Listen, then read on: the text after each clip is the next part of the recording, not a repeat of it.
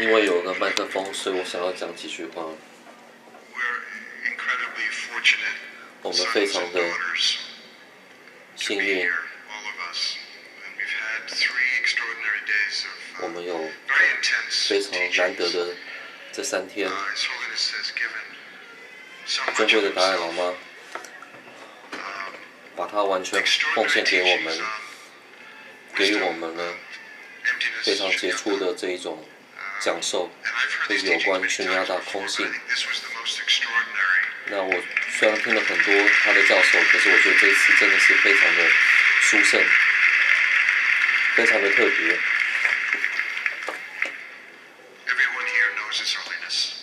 每一个人在这里都知道尊贵的达赖喇嘛，并且相信他，因为他是一位非常正直和完全值得信赖的一位宗教领导者。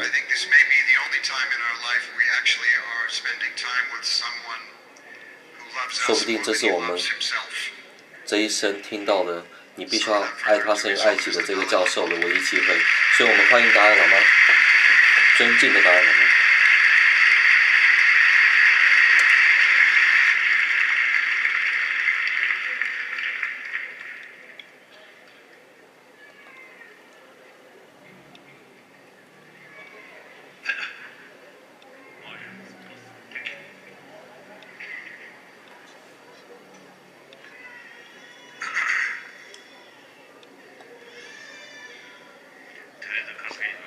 今天和昨天呢，如果我闭上眼睛的话，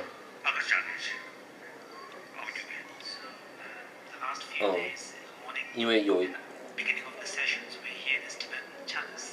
我们会听到那个藏传的传统的这种歌舞，所以当他闭上眼睛的时候，就可以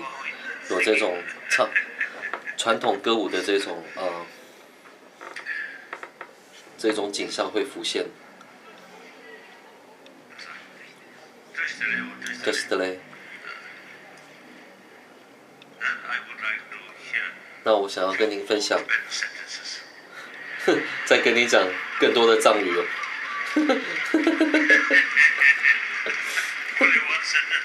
只有一句话吗？难道你只懂一句话吗？这是的嘞。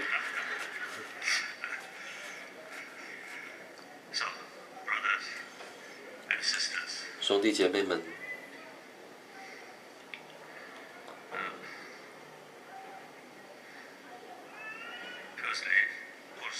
首先，当然我非常的高兴，而且非常的荣幸的在此跟你们一起分享我个人的一些想法。那根据我个人的经验，首先我想要感谢这次的筹办单位，在过去的这3天里，他们提供了这样一个机会，让我能够去介绍佛法、佛陀的教义。我想要知道，这里有没有前3天没有来的，请举手。前3天的讲法没有来的，请举手。或者是只来今天的这个公开演讲的，请举手。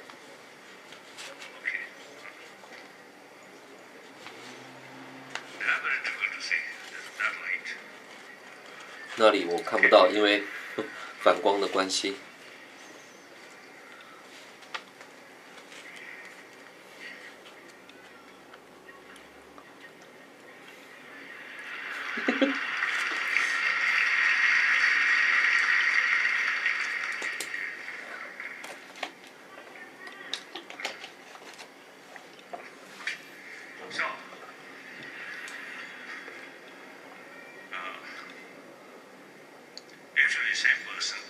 同一个人，但是昨天我们讲到了二 D 是同性一体的嘛，那同样的，在此同一个人，但是不同的议题。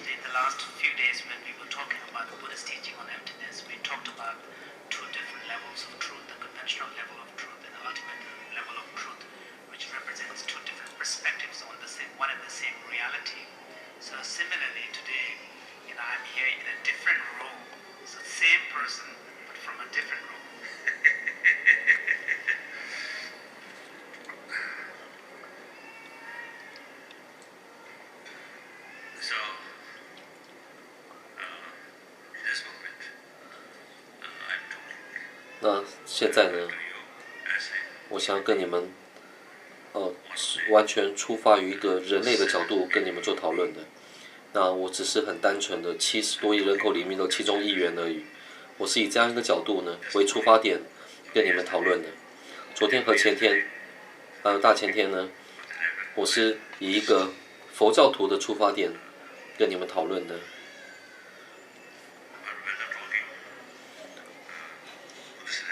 无论是讲佛教的教义，或者是现在一个人类的出发点而言，我从未觉得我是一个神圣的、尊贵的达赖喇嘛，我真的不会这样想。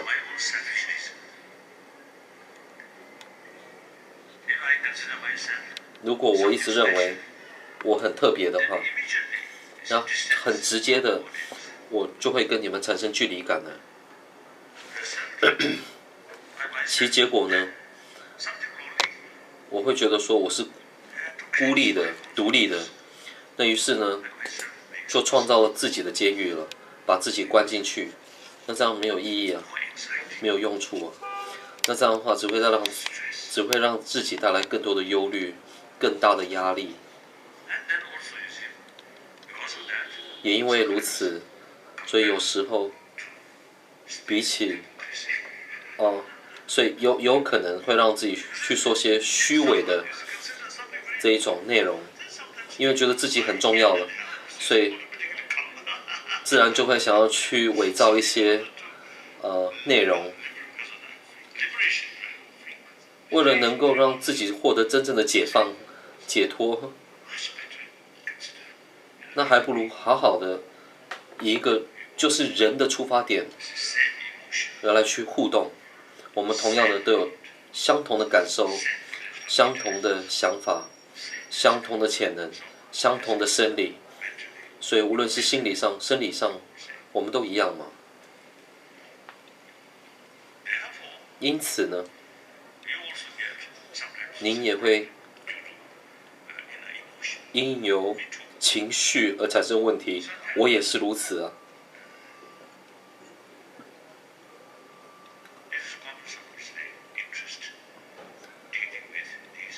所以这是我们大家共同的兴趣，那也就是了解情绪、认识情绪。有些的情绪会带来负面的效应，有些带来正面的效应。带来正面的效应，我们就要让它持续；带来负面效应的这一些情绪，我们必须要去认知它们、观察它们、认知它们，其实属于我们情绪的一部分，日常生活的一部分呢。我们可以经验到的，但是这一种的情绪会带来损恼他人，无论对他人损恼或自己的损恼，这一种呢，我们就要保持远离的态度。今天我们主题是什么？是非暴力的美德。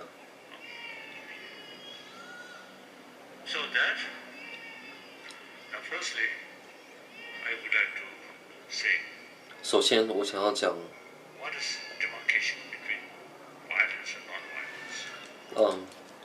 暴力和非暴力的一个界限，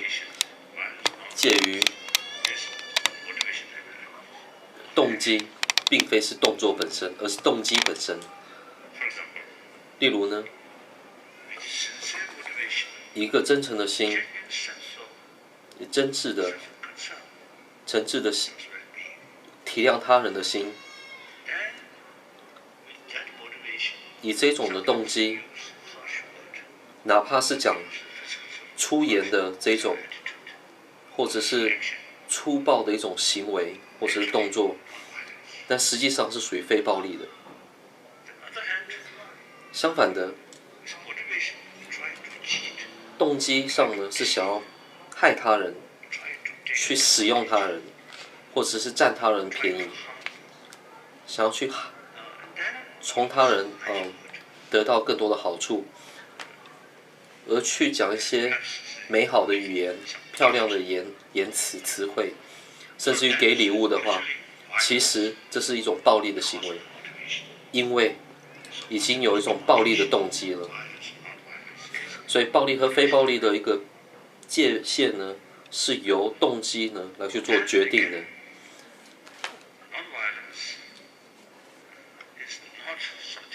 所谓的非暴力，并非是被动的，在某些的环境下，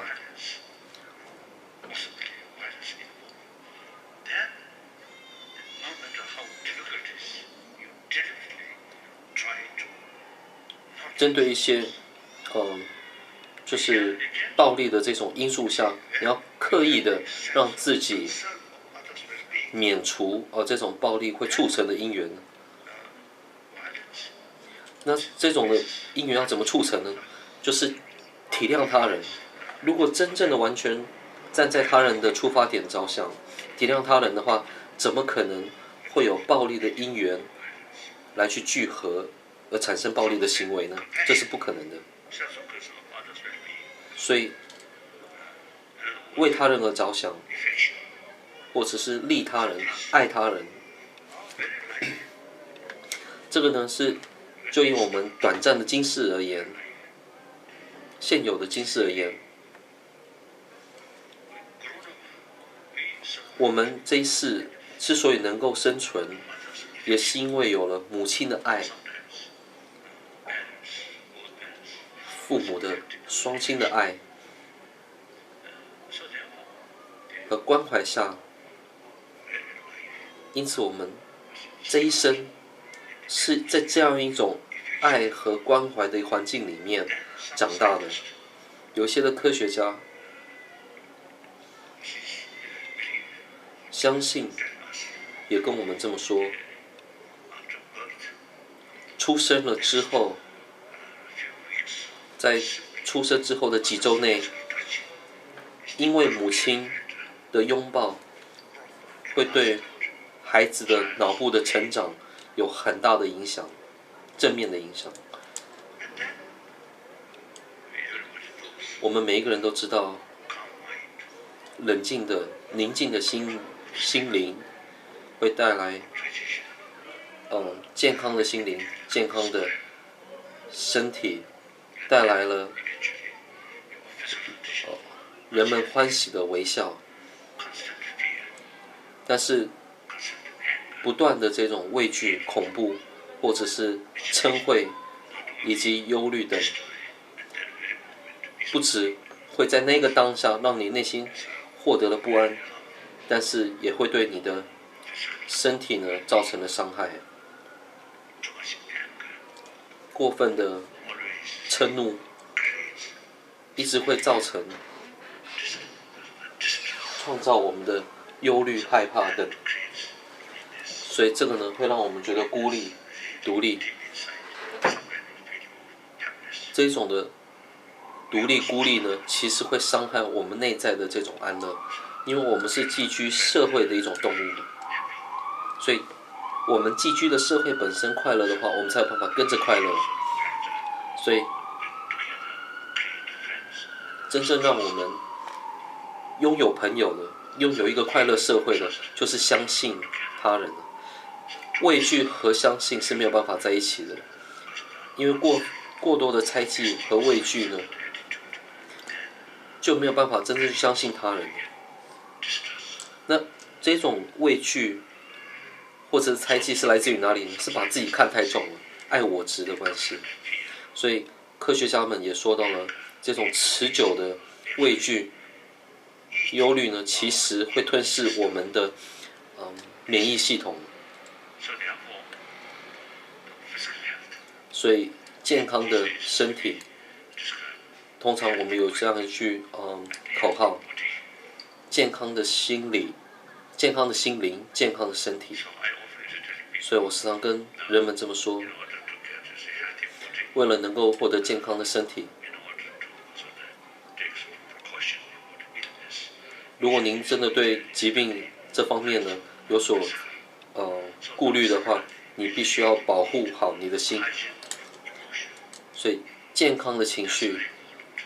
是相当重要的，对我们健康的身体。所以暴力和非暴力，以我们人类来讲的话呢，我们是属于非暴力的动物，我们是倾向于非暴力的。有时候我会半开玩笑的说，看我们的身体的形状结构来讲的话，首先我们只有手指头，我们手指头握在一起的时候是，如果它本身长的是拳头的话，那不需要手指头嘛。这个手指头是做来拥抱用的，而不是拿来当拳头用的。如果只是拿来当拳头用的话，那不需要长指头啊。就像马一样，是马不能拥抱嘛，所以马是有马蹄的，因为它需要踢啊，它需要跑。而且我们人的指头上有长指甲，比起其他的猫来讲的话，它们的指甲是非常的尖的，是爪子。如果你跟猫一起玩的时候，有时候你还是要特别小心，否则的话你会被爪子抓到。但是我们的指甲呢，是没有伤害力的，而且我们的牙齿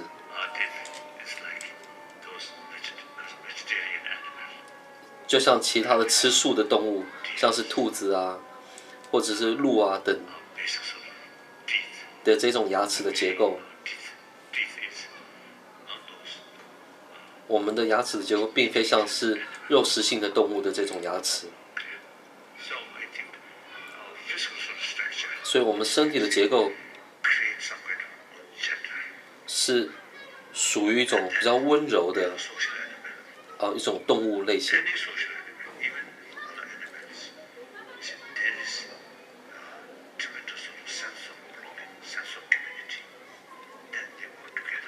而且我们看一些动物，它们的一些生活形态，如果是要跟群队一起生存的话，有一些的动物是要跟群队一起生存的，有一些不是独立的。可是我们人类是属于跟社会寄居下才有办法生存的动物。所以暴力呢，其实是跟自我的这种意识，强大的自我意识是很直接联系关系的。所以因有了这种强大的自我意识、爱我值啊，所以产生了自方和他方的这种界别了。由此而产生了暴力了，因为自方为主嘛，因此而去忽略了、侵略了他方。所以只要自方有利的话，无论是对他方有任何的损害，也都无所谓了，而产生了暴力了。在早期的时候，不只是国家和国家之间，同样的社会之间，因为是属于独立的个体，所以在那个时候，说不定损恼他人，或者是可能会获得自己的胜利。但是今天的世界，不只是国家与国家之间，甚至于州与州之间，是互相密切，这种互相密切的关系是不可分离的。因此，暴力的这种意识形态，觉得说我伤害他人可以获得自己的胜利的话，那是不可能的。因为以人类的本性来讲，以及今天的世界的一个形态而言，所以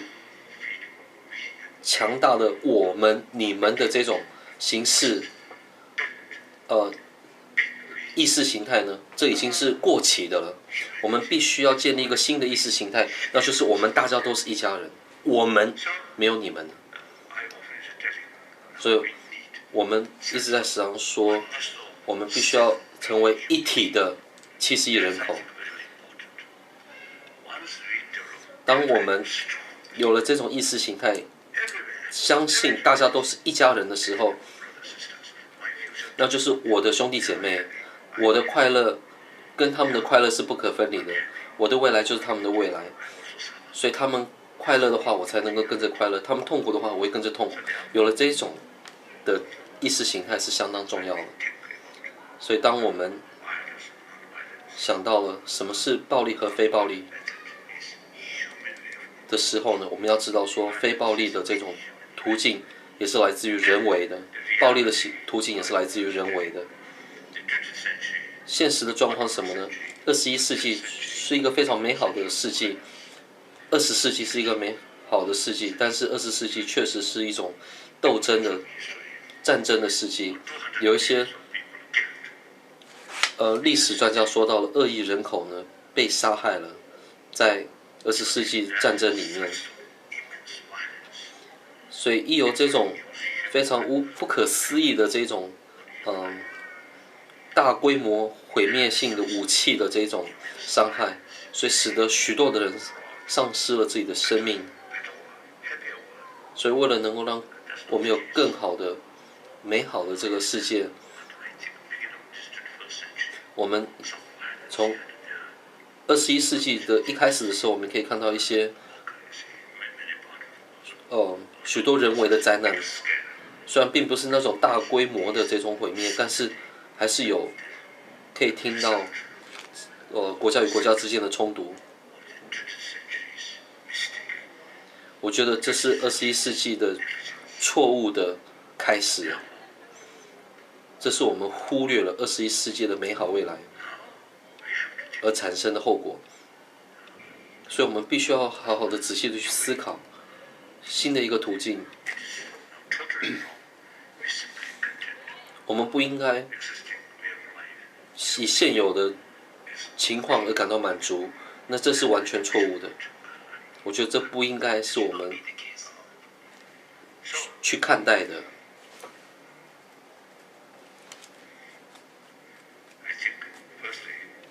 首先，人类的数字，人口数字呢一直在增长。我第一次到欧洲的时候是1973年，到美国是1979年。那时候我们说60亿人口，我是上说。那现在的人口已经增长到了70亿人口了。有一些的报道说，在这一世纪末，听说会到了100亿人口。还有全球暖化的问题，因为全球暖化的问题而造成了许多的天灾而且天灾的次数一直在增长当中。所以这些真的是我们人类要去面对的挑战。而且我们现在的生活的这种态度呢，我觉得是不够，我们会真的是浪费资源的，而且资源无法够用。根据我们现在的这种生活态度，你想想看，如果100亿的人口，每一个人都有一部车子的话，你觉得有可能吗？像美国人认为说，每一个人都要一部车子，如果100亿的人口都要一部车的话，有办法做到吗？像现在中国来讲的话，13亿人口，印度大概10亿人口左右，或是1.2亿。如果在这些地方有20亿部车子的话，这无法想象。而且贫富之间的差距，这个必须我们要去正视的问题。美国最富有的国家，但是在这个最富有的国家里面，也是有贫富的差距。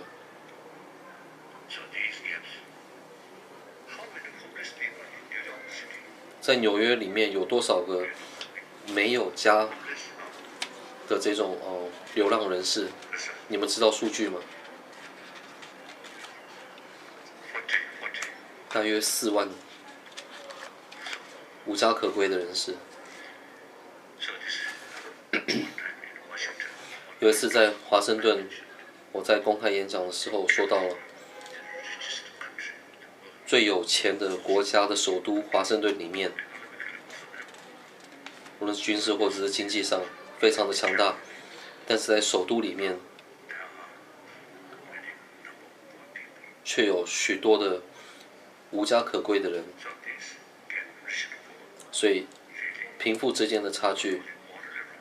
不只是道德上的错误，从实践上呢也是错的。因此，我们全球的问题以及个别国家的问题，无论从哪个角度来为出发点的话，都必须要去解决这一种贫富差距的问题。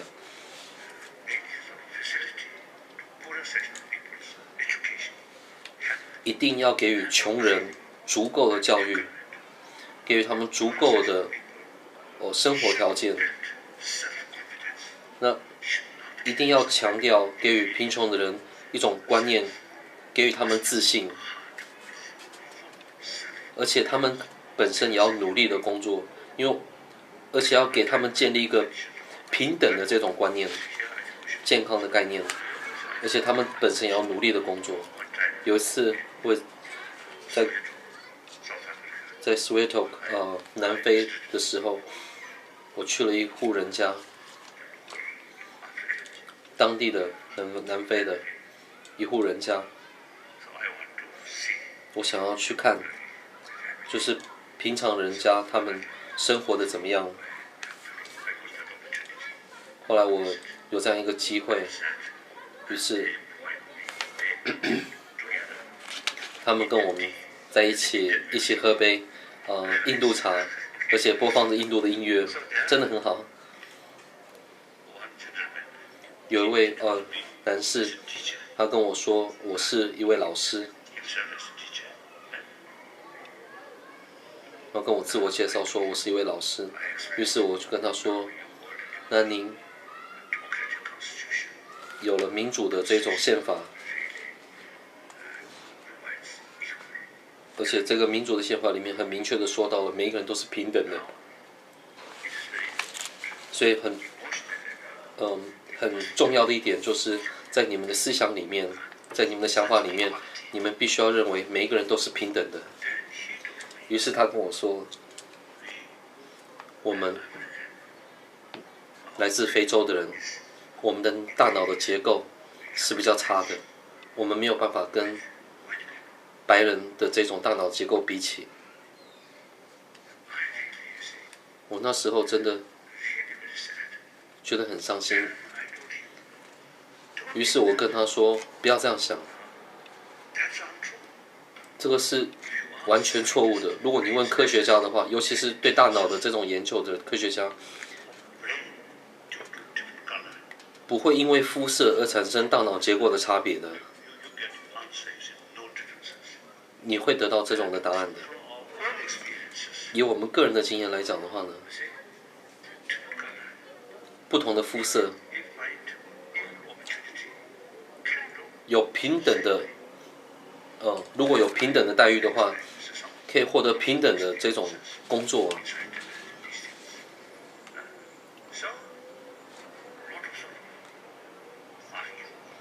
所以我们花了很长的时间在讨论这个主题上面，于是最后他叹了一口气之后，最后他相信我们大家都是一样的。在那个当下，我真的觉得好像放下了重担般的这种的很轻松的感觉，因为我透过我的努力，我让一个人相信了我们人都是平等的，所以自信是相当重要的。有时候在社会里面产生了这种的氛围，让人们觉得说我们是贫穷的，所以我们是应该被人轻视的、唾弃的，而且丧失了自信，那是错的。你们必须要有自信的，而且要努力工作。所以我们无论从哪一方都有责任来去建立这种健康的社会。这不是只是官方单方面的责任而已。总而言之，贫富之间的差距的这个问题呢，是必须我们要去正视的问题之一。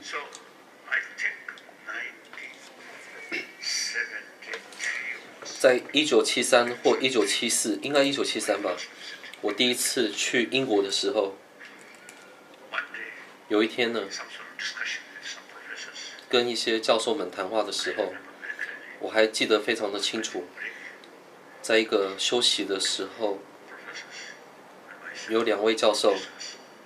跟我讨论有关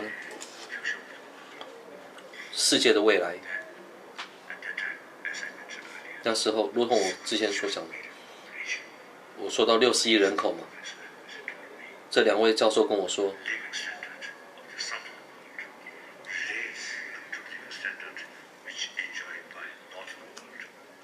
南部世界的南部的这些人们，如果他们的生活的态度会跟世界北边的这种生活条件，如果变成一样的话，那世界的资源是不够的。那我们想想看，那时候才60亿人口，现在70亿了。如果将来100亿的话，那世界资源怎么会够用？这真是一个很严重的问题哦。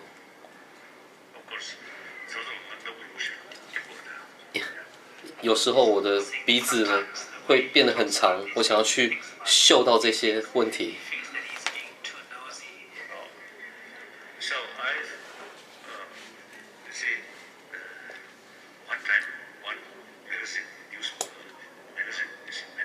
有一次有一个杂志说到了，南非的撒哈拉强烈的这个阳光太阳灯，于是他们说可以使用太阳能，于是我就想到说，那我们可以建许多的太阳能的这些器具，但是不要给这些的城市。那这些的资源，太阳能之后所产生的资源呢，用在很单纯的来去净化我们的水源，确实有这样一个技术。有一次在一次长远的这个旅行当中，那大约是在洛杉矶附近嘛，在某个地方有个很大的工厂，我就问说这是什么工厂？那就是净化水源的、净化水质的这种工厂。所以如果把所有的这种能量，用来做净化水源的话，我们就可以有更多的水，海水净化厂嘛。那我们就可以用海水转为净水，那于是呢，沙漠就可以转为草原了。去年我在澳大利亚，同样的我也讲到了，澳大利亚你们必须要有这样一个想法，有很多的这种沙漠的地段，你们应该真的要透过了某种的技术来去让你们的沙漠转为草原。那如果在每10年，如果至少能够使几百公里内的这种范围作为草原的话，那你们慢慢的就可以得到更多的移民，而且增加你们的人口，不是吗？有时候我真的会这样想法，我们不应该满足现有的这种状态，现有的这个状况不应该满足，因为还有仍然许多的问题，我们应该启开自己的法眼，来去看清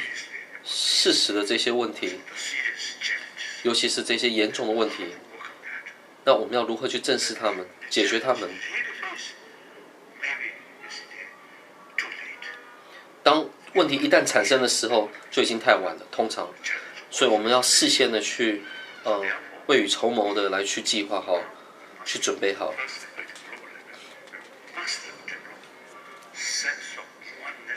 所以，首先从我们的心态上面呢，必须要建立，我们都是一体的这种概念。有了一体概念之后，我们就不应该分东南西北了。我们只要是人类，都是一体的。就像是非洲来讲的话，有许多的问题啊。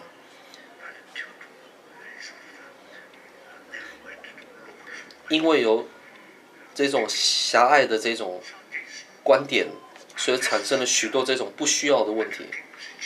除非他们从意识形态上根本的改变，那没有其他的力量可以帮助。像这种的改变呢，就只能透过教育了。所以我们需要推广非暴力的概念。非暴力的概念呢，才会有效率的解决我们现有的问题。所以我说到了20世纪虽然是血腥的世纪，但是这个世纪21世纪应该要成为和平的世纪。和平的世纪并非意味着没有任何的问题，问题绝对会有的，如同我之前所说的，暴力的因缘永远都存在的。为了能够让我们的世纪成为一个和平的世纪，所以我们必须要去预备，当我们面临了问题的时候，我们要有万全的准备来去面对正视这些的问题。而且这种的问题必须要透过非暴力的途径来去解决，无论是再怎么样严重的问题，都还是得用非暴力的途径呢。所以这一世纪应该以一个对话为主的世纪。所以我说这个世纪叫做对话的世纪。所以从小时候开始，我们就应该教育这些小孩子们，非暴力的途径才是唯一的途径。而且非暴力的途径呢，具体来讲就是对话的途径。暴力绝非是真正能够解决问题的途径。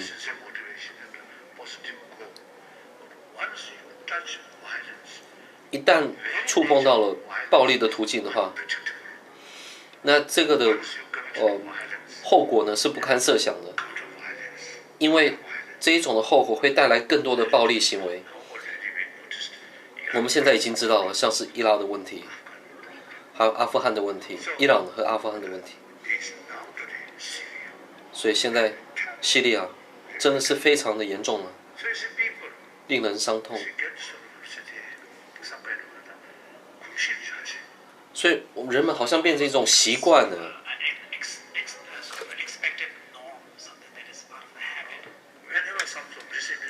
当一旦有一些无法协调的时候，马上就以一种暴力的行为来去解决。这个是一定要彻底的断除的一种习惯。这个不是说透过了 UN 联合国来去解决问题，而是透过了平民百姓最基层的这种教育起。因此，真正的界别区分暴力和非暴力都是来自于内心的。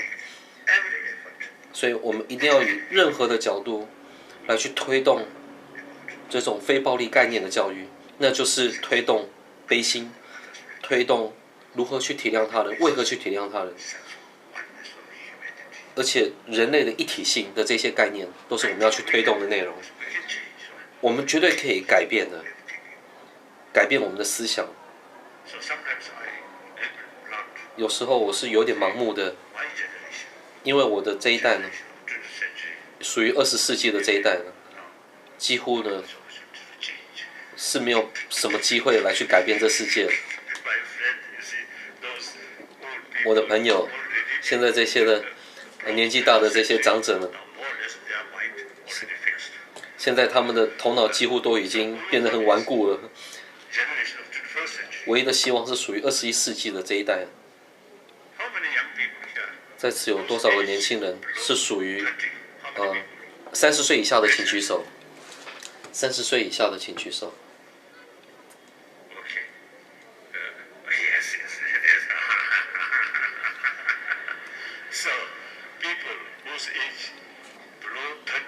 那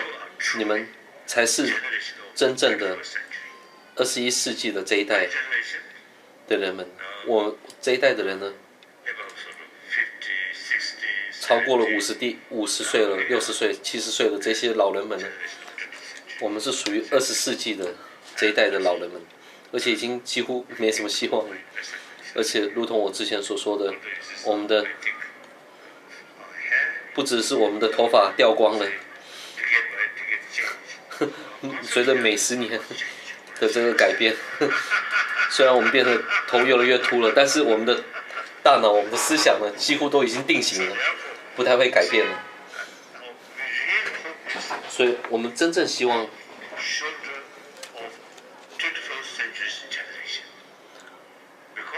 你们的肩膀上能够扛起21世纪的责任呢。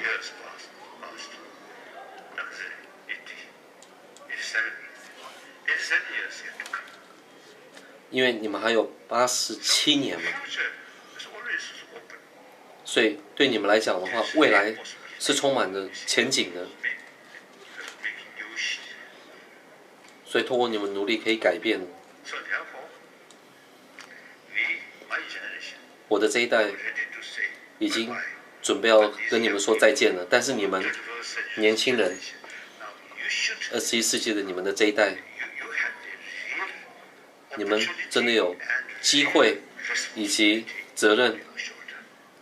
在你们的肩膀上面。如同我之前所说的，这些的挑战，100亿人口的这个问题，还有世界的资源的问题，缺乏世界的资源问题，我觉得我们这一代应该是不需要太担心的。我们不会遇到这些的问题，但是你们会遇到这些问题，所以你们必须要去解决。有时候我开玩笑的说，我们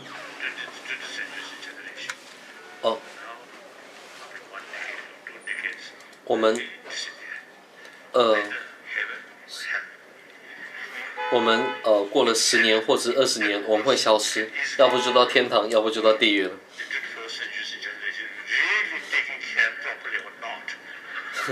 所以那时候我们到天堂或者地狱，我们会真正看你们有没有好好的负起这个责任。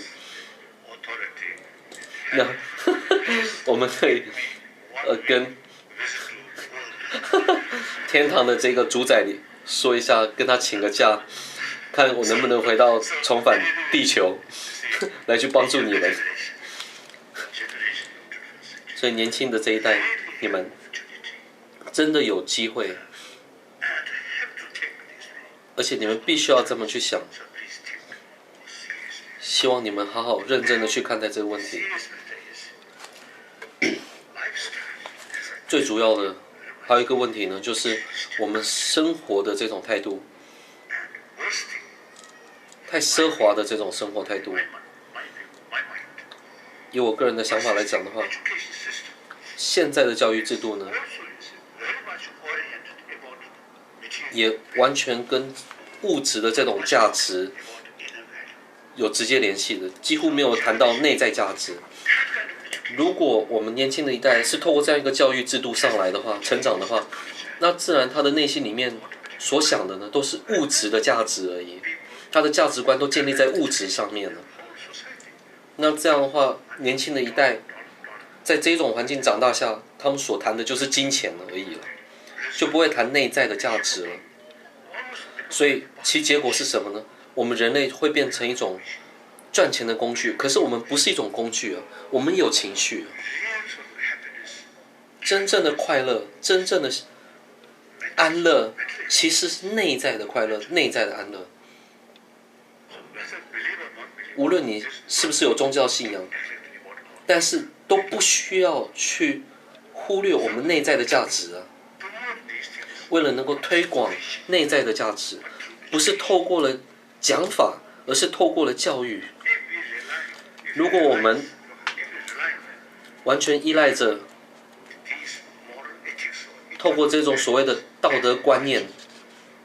而是以宗教的这种推动的角度来讲的话，那这样的话永远不可能让它全球化。所以我们必须要找到一种普及全球化的一种教育制度，来去推动内在的价值，而去帮助全人类。因此，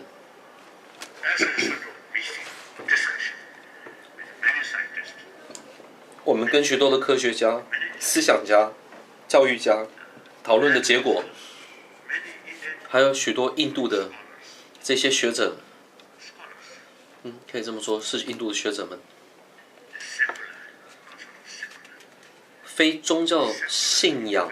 的道德观念的推动，这是很重要的。当我们讲到英文词汇 secular 的时候，可能你们会觉得说 secular 的意思呢是反驳宗教信仰，但是根据印度人的这种解读的话呢，所谓的 secular 的意思呢，并非是否定宗教信仰，而是尊重所有的宗教信仰，但是在这个同时，并没有倾向于某个固定的宗教信仰。有关印度的这种 secular 的一个概念来讲的话，他们也尊重非宗教信仰者。在过去的3000年间，在印度里面，确实有一些印度的教派，我们叫做断边者，有一些的婆罗门教，他们会去批评。去毁谤这一派的这种想法，但是对于他们的导师，这些婆罗门的这些修行者呢，会说，是圣者。对于他们的教义呢，虽然是批评的、毁谤的，可是对他们的老师，却是用圣者的这种绰号，来去尊重，名号来去尊重。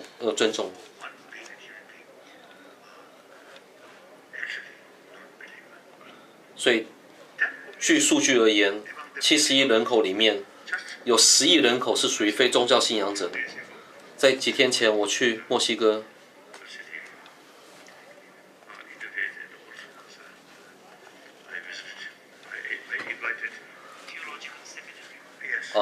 我到了一个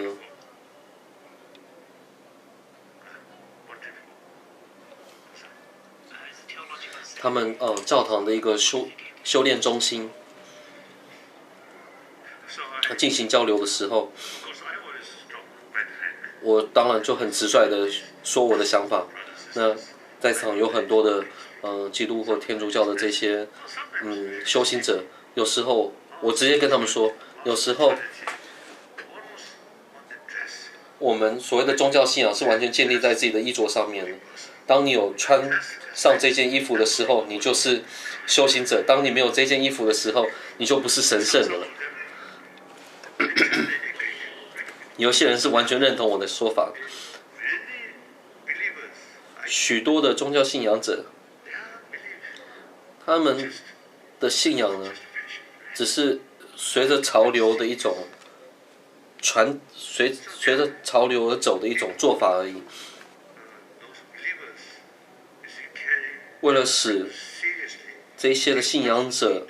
能够认真的去学习，他们也需要道德观念的一种教育。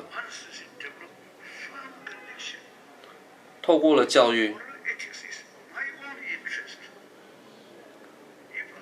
所谓的道德观念，这是对我有帮助的。如果我证实我的态度是不欺狂、我的态度是正直的话，我的生活才能够就是内明外明的来让它透明化。那这样的话，我不需要畏惧任何人，我也不需要猜疑任何人。这种的态度才会让你有更多的朋友啊。所以透过了许多实际状况的认知，让我们去知道说，体谅他人、爱他心的重要，正直态度的重要，这些道德的价值，因为这些道德的价值才会让你的人生获得真正的安乐。这一种的推动方式，我叫它非宗教信仰的推动。这个呢，必须要透过非宗教信仰的教育，这两者搭配下才有办法做到。现在这是我们正在努力的，我们有跟一些科学家进行交流，我们现在正在往这方面努力中。我们在拟定一个计划，如何透过这种有系统的来去教育这种非宗教信仰的一个教育。大约在几年后，我们可能会有一个草稿，所以希望现代的这些学校们能够实践或者是实行这种非宗教信仰的道德观念。1所学校、10所学校、100所学校，我觉得我们是可以做到的。这个就是有关我的公开演讲，也就是非暴力的美德。现在有问题的话，请开始。